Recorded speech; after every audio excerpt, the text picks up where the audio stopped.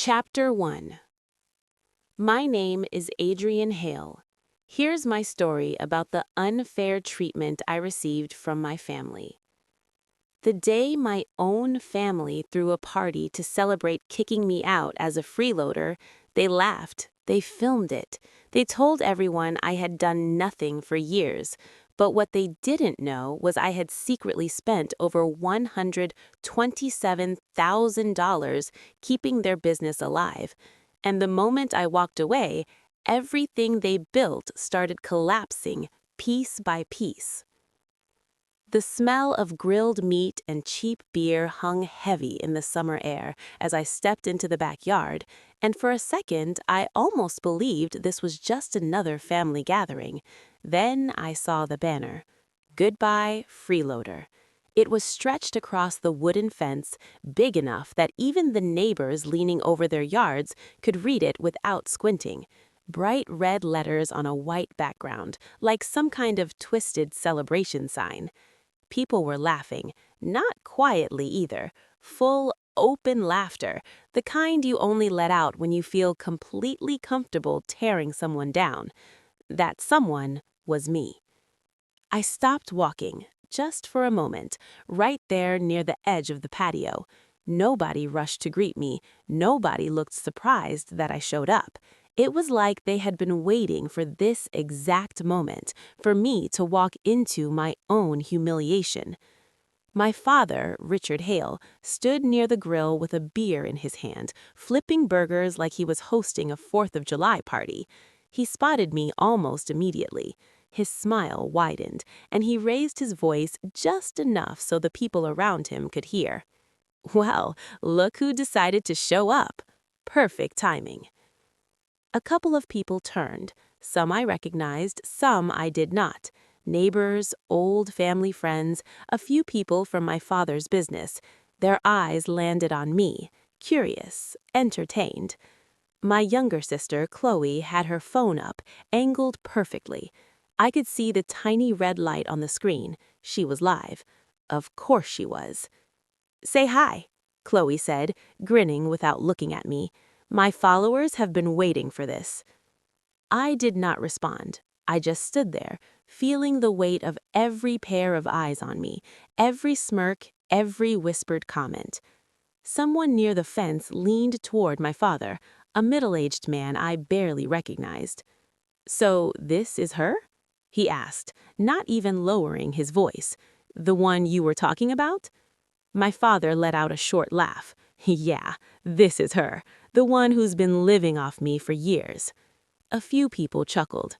The man frowned slightly, like he was trying to piece it together.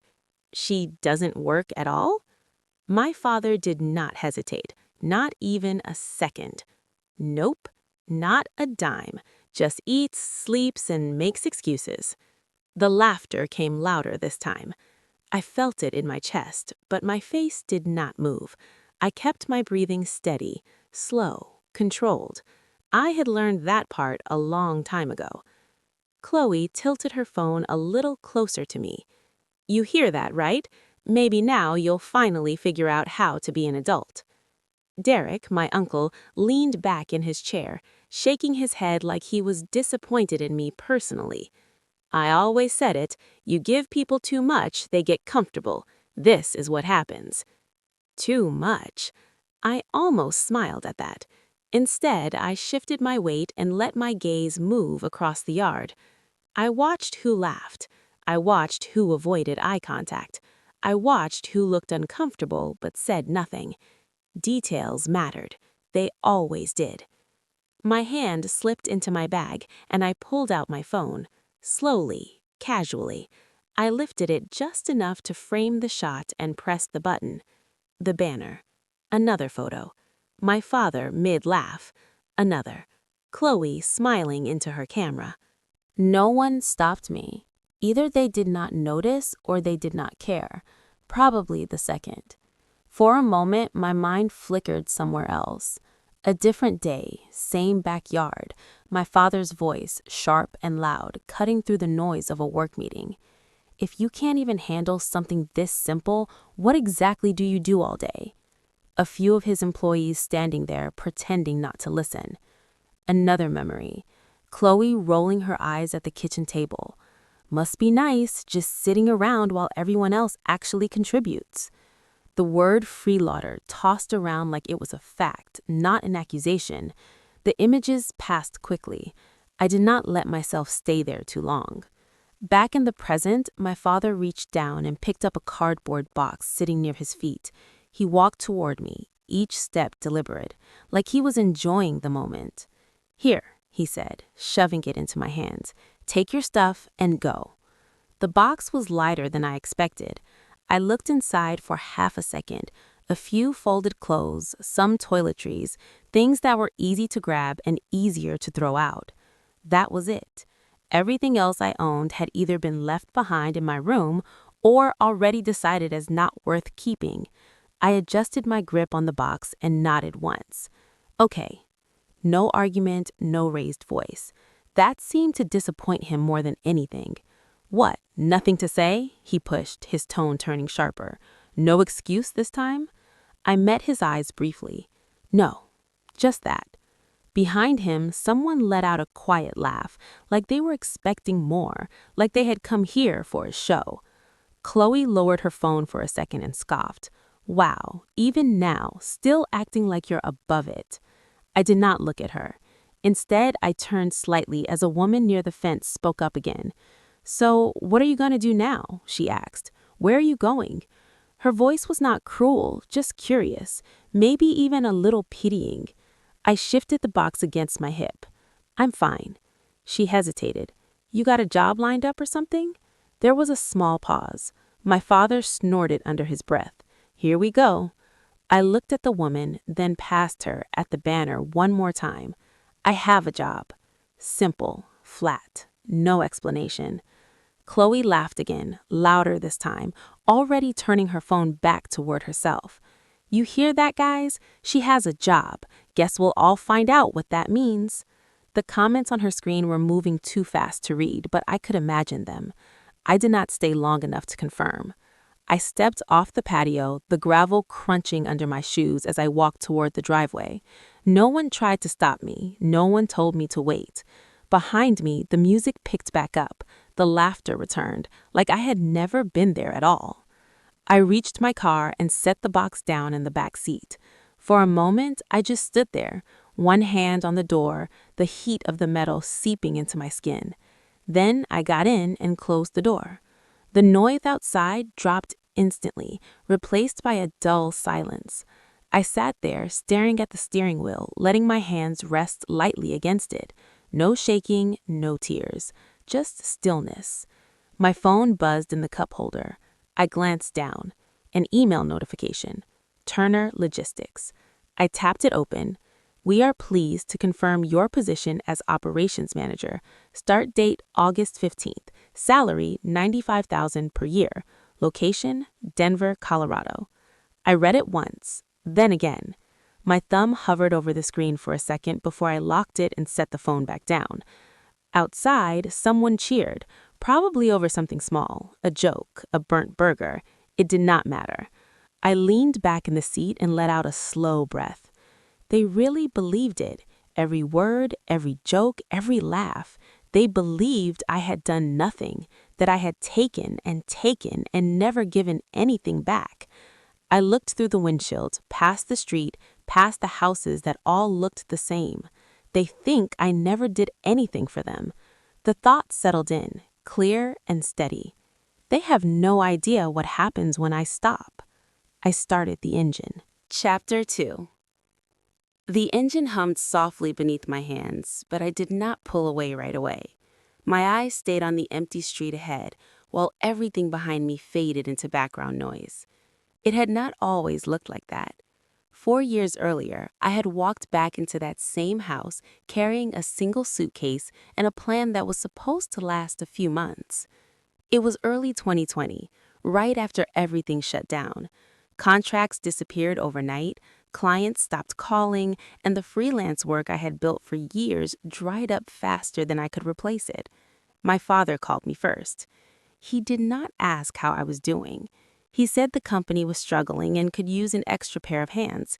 He said I could stay at the house, save money, help out until things stabilized. Temporary. That was the word we both used. The first week I was back, I realized how bad things actually were. Invoices were stacked in piles on the office desk, some unopened, some half-processed. The scheduling software had expired, which meant orders were being tracked on scraps of paper and text messages. Clients were calling, asking for updates that no one could give them. I stood in the middle of the office, looking at the mess, and asked the obvious question: who is handling operations right now? My father barely looked up from his phone. We manage. You are not managing, I said quietly. You're dessing. He waved a hand like I was being dramatic. Then fix it. That was how it started. I renewed the software first. It took less than an hour and a few $100s from my own account because the company card had already been declined. No one mentioned it. Then I started organizing the orders, calling clients, apologizing for delays that had nothing to do with me, rebuilding timelines that should have been tracked from the beginning. Days turned into weeks. I began covering small expenses at first: gas for delivery runs, replacement parts that were needed immediately, subscription fees that kept systems running. Every time I pulled out my card, I told myself the same thing: it is temporary. One evening, about a month in, I brought up the subject while we were eating dinner. I paid for the system renewal earlier this month, I said, and a few other things. We should probably track those expenses. My father did not even look up from his plate. That's part of helping out. I kept my voice steady. I understand that, but it adds up. We should at least keep records. He finally looked at me, irritation already there. You are living here for free, eating here, using everything here. That's your contribution. Across the table, my younger sister Madison let out a small laugh. I mean, he's not wrong. Everyone pulls their weight. I looked at her. I'm pulling my weight. She shrugged. Are you? Because it looks like you just sit in the office all day. I opened my mouth, then closed it again. That was the first time I let it go. It was not the last. Over the next year, the company stabilized, not because anything changed structurally, but because I was quietly holding it together. I handled client communication, I tracked deadlines, I paid for things that needed to be paid for. And every time I tried to bring it up, it turned into the same conversation. You live here. This is what you're supposed to do. The words shifted slightly each time, but the meaning never did. One afternoon, my Uncle Marcus showed up at the house asking for my father. He didn't find him, but he found me. Hey, he said, leaning against the kitchen counter. You got a minute? I nodded. He rubbed the back of his neck, already looking uncomfortable. I'm a little short this week. Thought maybe you could help me out, just until Friday. How much? I asked. Couple $100. I hesitated, then reached for my phone. Fine, I'll send it. You're a lifesaver, he said quickly. I transferred the money right there. A week passed, then another. He never mentioned it again. A month later, I overheard him talking to someone in the garage. Yeah, I asked her, but she barely has anything. I doubt she even noticed. I stood just outside the door, my phone still in my hand, staring at the screen. Barely has anything. That night, I added the transfer to a note on my phone. It was the first time I wrote anything down. Not out of anger, just to keep track. By 2022, the pattern had settled into something almost routine. I paid for what needed to be paid for. They minimized it. Life moved on. Then 2023 happened. We landed a contract with a mid-sized logistics company run by a guy named Caleb Turner. It was the biggest deal the company had seen in years, around $180,000 over the course of the project. It should have been a turning point. Instead, it almost fell apart in the first month. A shipment was delayed, then another. Communication broke down. Caleb called twice in one day asking for updates that no one could give them. My father wasn't in the office when the third call came in. I picked up. Hi, this is Adrian Hale with Hale Fabrication, I said. There was a pause on the other end, then a tight voice. I've been trying to get a straight answer for 3 days. Where is my order? I pulled up the system I'd built, scanning through the notes, the schedules, the gaps. Give me 10 minutes, I said. I'll call you back with an update. You have 5. The line went dead. I worked through the problem piece by piece, found where things had stalled, called the team, adjusted the timeline. It wasn't perfect, but it was something. I called him back in 4 minutes. Here's what's happening, I said, laying it out clearly. Here's what we're fixing, and here's the updated delivery schedule. Silence. Then a long exhale. This is the first clear answer I've gotten all week. Why was this not handled earlier? I didn't answer that. Instead, I said, it's being handled now. We kept the contract. Not just kept it, we finished it. On time, eventually. A week after the final delivery, my father hosted a small dinner to celebrate. A few clients, a few friends, the usual circle. He raised a glass. To hard work and perseverance, this company is here because we don't quit. People clapped. Someone asked how he managed to pull it off. He smiled. Experience. I sat at the end of the table, listening, my hands folded in my lap. No one looked at me. No one asked. Later that night, I sat on the edge of my bed with my laptop open. I pulled up my bank statements. One by one, I went through them. Software subscriptions, fuel charges, equipment repairs, client-related expenses. The numbers added up faster than I expected. 10,000, 20, 50. By the time I reached the most recent year, the total sat just over $120,000. I stared at the number on the screen. My first instinct was to minimize it. It's spread out over years. It's not that much at once.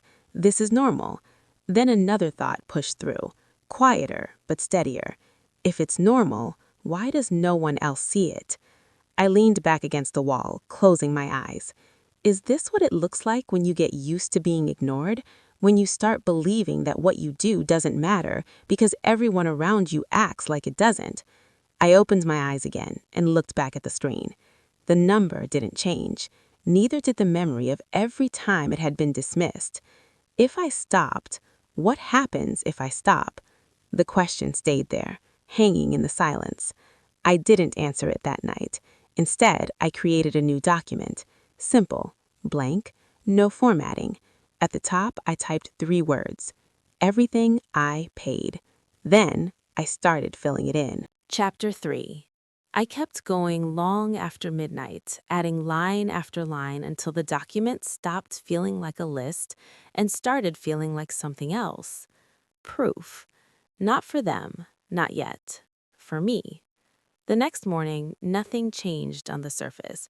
I still woke up in the same room, I still walked into the same office, I still answered the same emails and handled the same problems. If anyone had been watching closely, they might have noticed something was different, but no one was watching closely. That was the advantage. I stopped trying to explain myself. I stopped correcting them when they minimized what I did. I stopped expecting anything to change. Instead, I paid attention. Every expense, every task, every moment where something would have fallen apart without me, I recorded it. Dates, amounts, screenshots, emails saved into folders, receipts labeled and stored. It became routine, quiet, methodical. One afternoon, my father walked into the office and tossed a folder onto my desk. We've got a rush order. Client wants it done by the end of the week. I flipped the folder open.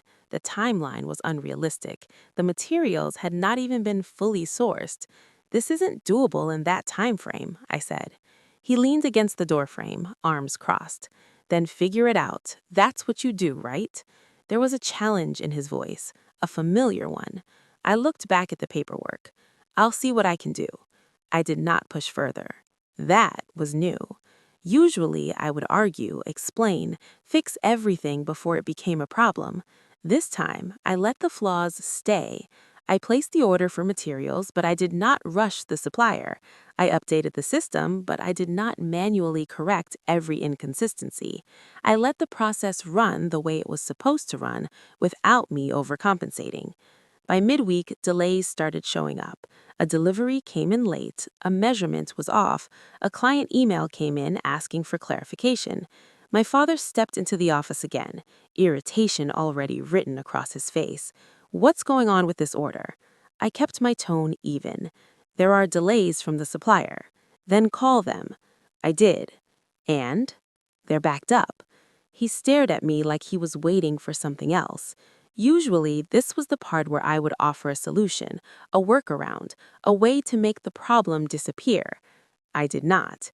He let out a frustrated breath. This is exactly what I mean. You don't stay on top of things.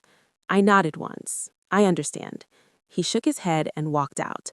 I turned back to my screen and continued working. Inside, something had shifted. Not anger, not even frustration, just distance. That night, I opened a new bank account. It took less than 10 minutes online. A separate space, no shared access, no overlap. I started routing everything through it. My income, my savings, anything that was mine. The next step came just as quietly. I stopped paying for things automatically. Subscriptions that had been tied to my card were set to manual renewal. If someone wanted them active, they would have to notice and pay for them. I did not announce it. I did not warn anyone. I simply stopped. Around the same time, I started applying for jobs. At first, it felt strange, like I was stepping into a version of myself that had been on pause. I updated my resume, listing everything I had actually been doing. Operations management, client relations, financial tracking. It looked different when it was written out. More than different. Real. A week later, I got a response from a company in Colorado, Turner Logistics. They wanted to schedule an interview. The first call was with a woman named Rachel Lynn, Director of Operations. Her voice was calm, direct, professional in a way I had not heard in years. She asked me to walk through my experience. I did. Not the version my family believed, the actual version. I manage client communication, scheduling, and operational workflows, I said. I've also been covering financial gaps when needed to keep systems running. There was a pause on the other end. How large is the team you're supporting? About 10 to 12 people. And you've been handling all of that yourself? Yes. Another pause. When she spoke again, her tone had changed slightly. You've been doing more than your role. The words landed harder than I expected. For a second, I didn't know how to respond. That's just what needed to be done, I said. She let out a small breath, almost like a quiet laugh. That's not how most people see it. We spoke for another 30 minutes. When the call ended, I sat there staring at the screen. No one had ever said that to me before. Not once. The second interview came a few days later, then the third, each time the same pattern. Questions, clear answers, recognition. No one dismissed it, no one minimized it. A week after the final call, I received the offer. $95,000 a year, full benefits, relocation support. Denver, Colorado. I read the email 3 times before responding. I accepted. I did not tell anyone. Not yet. A few days later, I scheduled a consultation with a lawyer. The office was small, quiet, tucked between 2 larger buildings downtown. The attorney, a man in his 40s, listened as I explained the situation. Family business, personal funds used for operational expenses, no formal agreements. He leans back slightly, considering. Do you have records of the payments? Yes. Detailed? Very. He nodded slowly. Then you have a case. The words were simple, clear. What would that look like? I asked. A civil claim for reimbursement, potentially more depending on how it's structured. I looked down at my hands. And if I don't file? Then nothing happens, he said. You walk away. I let that sit for a moment. Would I win? He gave a small, careful shrug. Based on what you're telling me, likely. I thanked him and left without making a decision. It wasn't about the money, not entirely. Back at the house, nothing had changed. My father still gave orders like everything ran because of him. My sister still spent money like it came from nowhere. My uncle still showed up when he needed something. One evening, Marcus caught me in the hallway. Hey, he said, lowering his voice. You got a minute? I stopped. What's up? He glanced toward the living room, then back at me. I'm a little tight again, just need a quick loan. I held his gaze. I can't help you this time. He blinked, surprised. What do you mean you can't? I mean, I can't. His expression shifted, irritation creeping in. Wow, didn't realize things were that bad for you. I did not respond. He shook his head and walked away, muttering under his breath. That conversation would have bothered me before. Now it felt like confirmation. The next week, another issue came up at the office. A supplier missed a deadline, a client called in angry. My father stormed in, voice raised. Why is this happening again? I looked up from my screen. The supplier is behind schedule. Then fix it. I've done what I can. He stepped closer. That's not good enough. For a moment, we just stood there. Then I nodded. Okay. No argument, no explanation. He stared at me like he was trying to figure out what had changed. Then he turned and walked out. I went back to my work, not fixing everything, not carrying everything, just doing what was actually mine. At night, I kept building the file. Everything I paid grew longer, more detailed, more precise. At the bottom of the document, I added totals, adjusted them as new entries came in. It stopped feeling like a record. It started feeling like a boundary. One evening, I opened my calendar. I scrolled forward to the date I had set for my move to Denver. Then I thought about the house, the patterns, the way nothing ever really changed until something forced it to. I went back a few days. There was a note already there. Family barbecue. My father had mentioned it earlier that week. I clicked on the date and selected it. Then I moved my departure to the same day. I stared at it for a moment. Then I circled it. Everything lined up perfectly. They were planning a celebration. They just didn't know what it really was for. Chapter 4. The first 2 weeks after I left felt almost quiet. Not because nothing was happening, but because everything that used to demand my attention no longer reached me the same way. Denver was different from Mesa in ways I noticed immediately. The air felt lighter, cooler in the mornings. The office at Turner Logistics ran on structure, not improvisation. Systems were in place. People followed them. No one expected me to fix everything alone.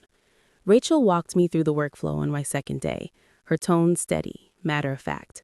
We rely on process here. If something breaks, we track it and fix the system, not just the symptom. I nodded. That makes sense. She glanced at me. You look like you've been doing the opposite for a long time. I almost smiled. Something like that. Work filled my days, real work, defined responsibilities, clear boundaries. At night, my phone would light up occasionally with a number from Arizona. At first, I let it ring. Then, about 10 days in, I answered. My father's voice came through, tight and impatient. What did you forget to pay? I leaned back in my chair, looking out the apartment window at the city lights. I didn't forget anything. Then why are systems going down? I don't know. There was a pause on the line. You were handling that. I handled what I was responsible for. His voice sharpened. Don't play games, fix it. I kept my tone calm. I'm not there anymore. Silence. Then a frustrated exhale. This is exactly the kind of attitude I'm talking about. The line went dead. I set the phone down and went back to my laptop. For the first time in years, I did not feel the urge to fix what he was talking about. 2 weeks passed. From what little I could piece together through missed calls and short messages, things were starting to slip. Software licenses had expired again. Payments that used to go through automatically were failing. Employees were complaining about schedules being unclear. I heard it in the tone of the calls I did not answer. Tension, confusion. Then came the second phase. About a month after I left, my sister called. I picked up, more out of curiosity than anything else. What did you do? Madison snapped before I could say hello. I didn't do anything. Everything is falling apart here. I stayed quiet. The Turner contract is at risk, she continued, her voice rising. They're saying we missed deadlines. I leaned back in my chair. That contract needed constant coordination. Then why didn't you set it up properly before you left? I let a few seconds pass. I did. She scoffed. Clearly not. Or no one maintained it. Silence. Then anger. You're unbelievable. You leave and suddenly everything breaks and you act like it's not your problem. It's not my responsibility anymore. Her voice cracked slightly, frustration bleeding through. You could at least help. I closed my eyes for a moment. I've helped for 4 years. She hung up. A few days later, I got an email forwarded from an old contact. Caleb Turner had pulled out of a pending extension on their contract, $180,000. Gone. No explanation in the message, just a short note stating that due to ongoing operational inconsistencies, they would not be moving forward. I stared at the email for a long moment. Not surprised, just confirming what I already knew would happen. The calls became more frequent after that. My father left voicemails now, short, sharp, sometimes just my name. One night I listened to one all the way through. We're losing clients.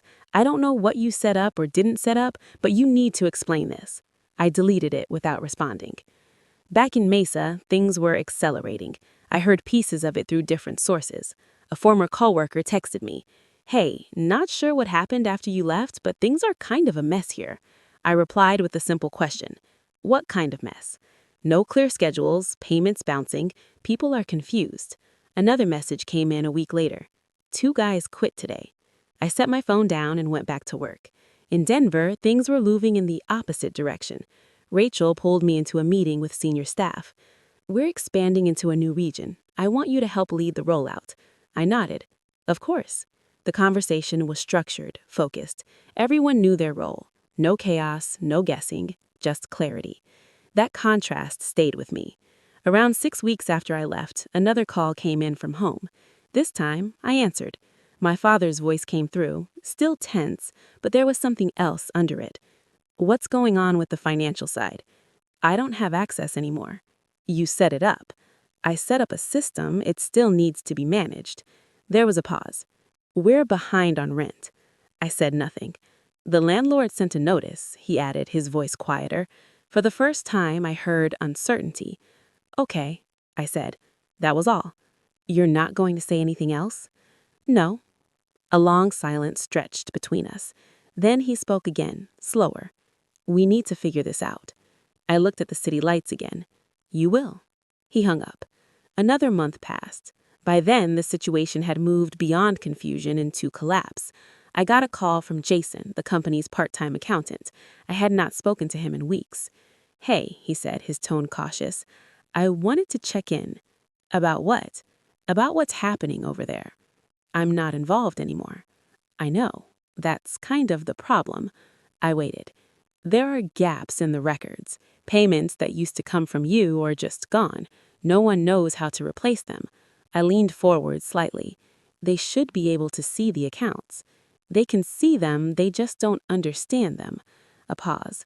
"To be honest," he continued, lowering his voice, "you were the one keeping that side running."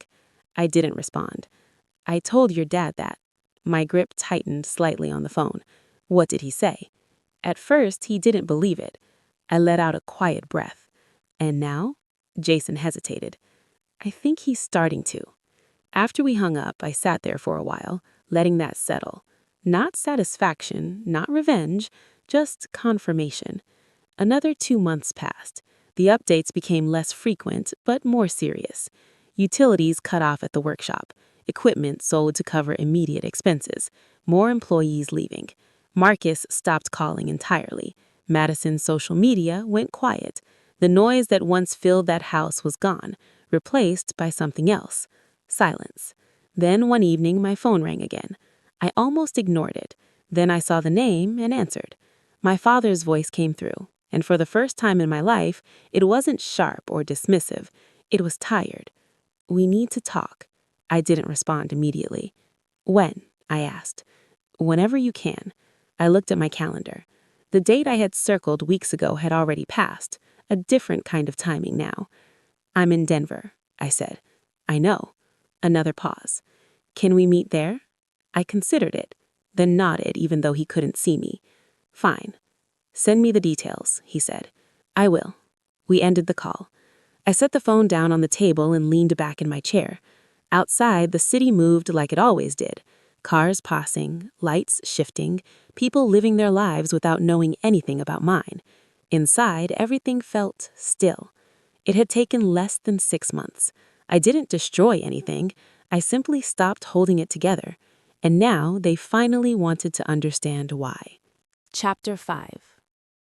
The cafe sat on a quiet corner a few blocks from my office. The kind of place people came to think, not to be seen. I chose it for that reason. I arrived early and took a table near the window.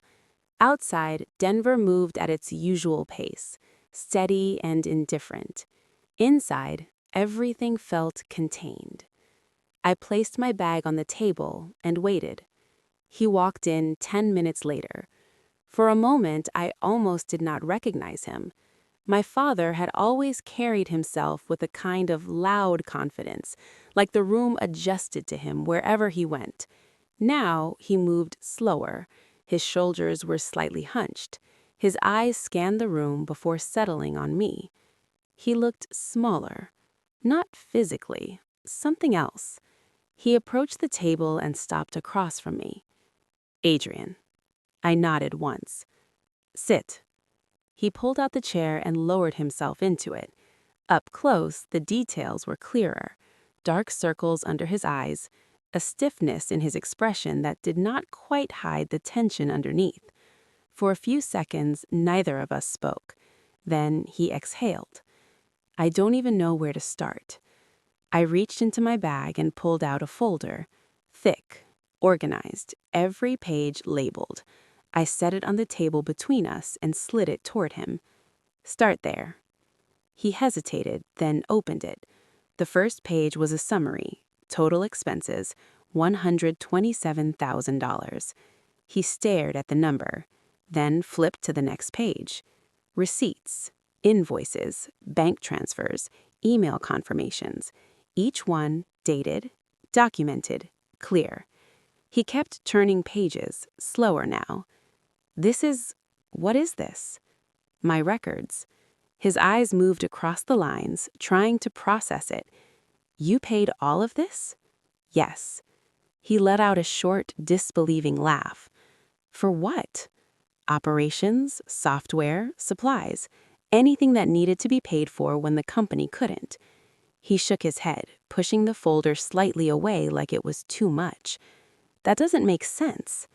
"It does." His voice rose. "No, it doesn't. You never said anything." "I did."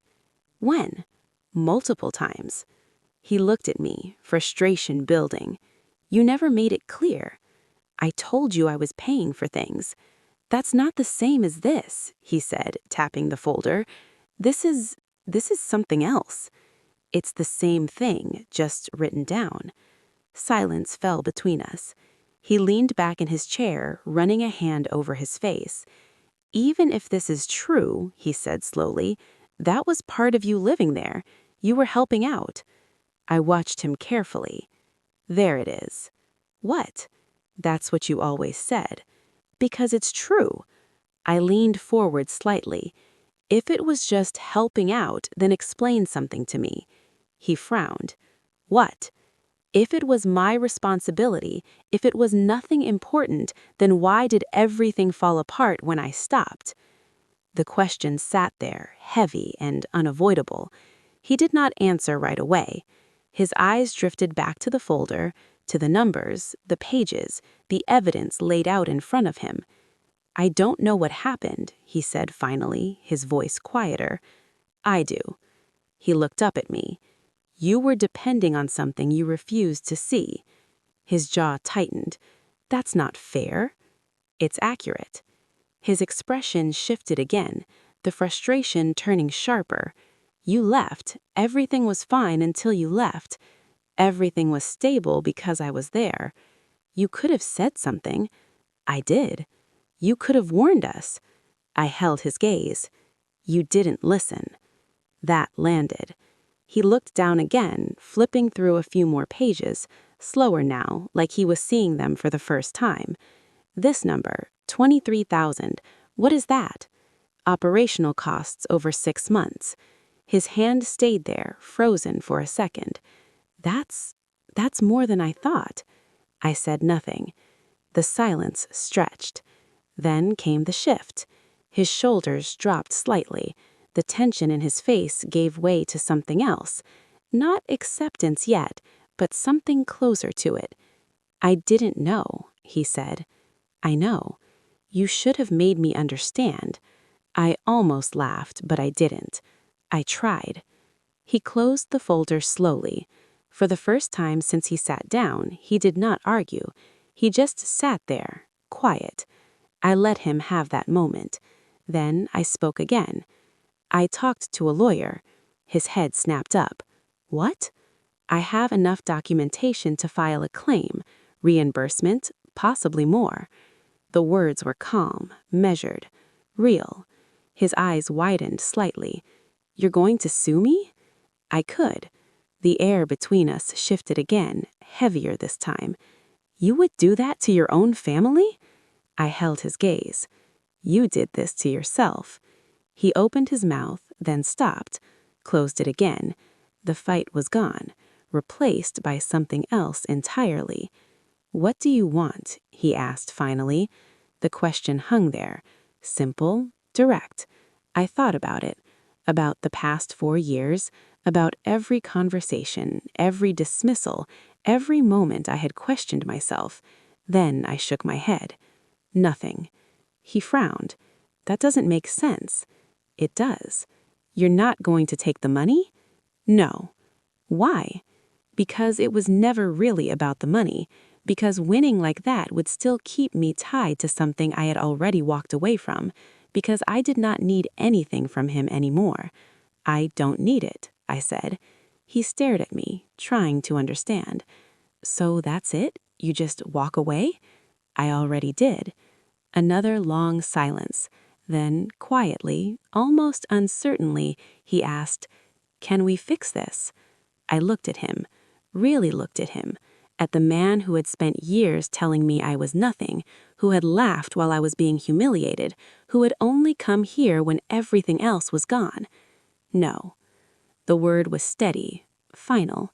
He nodded slowly, like he expected it, or maybe like he had already known.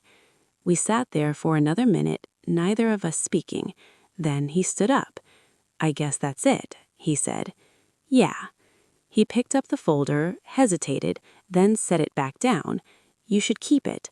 "I will." He nodded once, then turned and walked out of the cafe. I watched him go, not feeling what I thought I would feel. No anger, no satisfaction, just a quiet sense of something ending, a chapter closing without needing anything more. Later that night, my phone rang. His name flashed on the screen. I looked at it for a few seconds, then I let it ring. When it stopped, I set the phone down and went back to what I was doing. The next morning, I walked into the office and Rachel waved me over. "We closed the new contract. Your projections were right on point." I nodded. "Good." She smiled. "You're doing solid work here." "Thank you." No hesitation, no doubt, just recognition. I returned to my desk and sat down, opening my laptop. For a moment I paused, not because something was missing, but because something wasn't. The constant pressure, the need to prove myself, the quiet expectation that nothing I did would ever be enough. It was gone. I leaned back in my chair, letting that sink in. For years I had stayed because I thought that was what you did. You endured, you helped, you waited for things to get better. But sometimes they don't. Sometimes the only thing that changes is you, and sometimes that's enough. If you have ever been the one holding everything together while no one noticed, maybe it is time to ask yourself one simple question. Are you staying because of love, or just because it's what you're used to?